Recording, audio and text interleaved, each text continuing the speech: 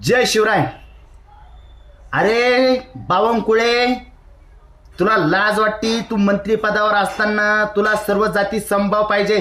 कारण की संघर्ष योद्धे श्री मनोज जरांगे पाटील यांच्यावरती भोकणाऱ्या कुत्र्यांना खुश करण्यासाठी तू मराठ्यांच्या 4 नोंदी रद्द करण्याचे साठी तू जिल्हाधिकाऱ्यांना फोन करून सांगतोय आणि काय तर म्हणतोय माझी नार्को टेस्ट करा. वा रे वा. तू खरंच आज एवढा नीचपणा दाखवलाय ना, तेवढ्याच नीचपणानं 2029 साली तुला नाही घरी बसवलं तर आमचं नाव लावणार नाही मराठा. संघर्ष योद्धे श्री मनोज जरांगे पाटील आणि मराठा समाजावर भुकणाऱ्या कुत्र्यांना फक्त आणि फक्त खुश करण्यासाठी ह्यो रचलेला एक सापळा आहे. मग शिंदे समिती जी तुम्ही नेमवली आहे सरकारने, ती खोटरडी आहे का? त्या शिंदे समितीमध्ये तुम्ही इतका पैसा खर्च केला. शिंदे समिती मराठा समाजासाठी निवडणुकीपुरती तुम्ही आश्वासन दिलं. शिंदे समिती कोर्ट, हायकोर्ट अशा तमाम वकिलांची फोर्स फाटा तुम्ही तयार केला. मग ती शिंदे समिती सगळी खोटरडी आहे का? या एकनाथ शिंदे साहेब यांनी उत्तर द्यावं. कारण की आज गुलगुले कसे हसत आहे हे आम्ही बघितलं आहे सोशल मीडियावरती. आपला हाके मिशन असलेला नवण्या फार खुश झाले आहेत. पण त्यांना माझं एक सांगणं आहे, ज्या टायमाला ओबीसीच्या पूर्ण 375 जातीचा विचार सुद्धा करतंय का सरकार, याच्याकडे लक्ष देण्याची गरज आहे.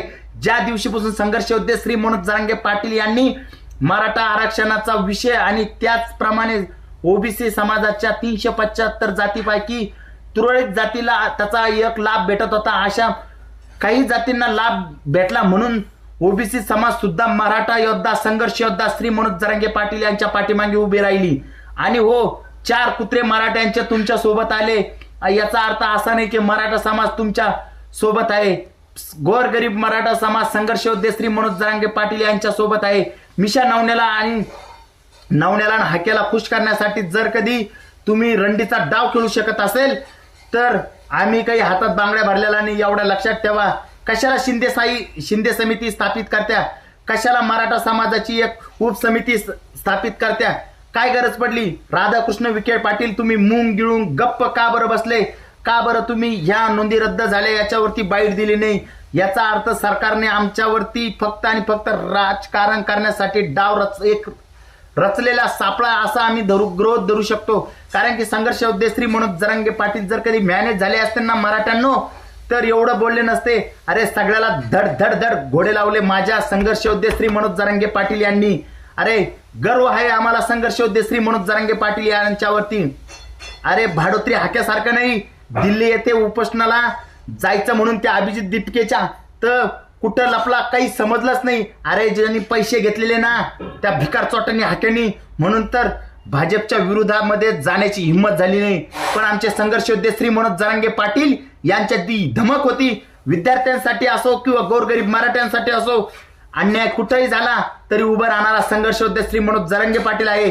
कारण की अशा भिकट चोटा नवण्यावानी हाक्यावानी आणि त्या आपला बकुळ्या बावनकुळे, त्याचं नाव सुद्धा घ्यायची लाज वाटते मला. हरामखोर.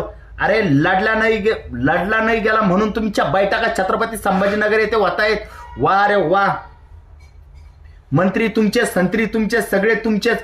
पण आमच्या संघर्ष योद्धे श्री मनोज जरांगे पाटील यांच्यावरती जर कधी गरळ वकणार तर त्याला तशाच तसं उत्तर भेटणार इथून पुढे. आता झाल्या तर झाल्या, केसेस झाल्या तरी चालेल.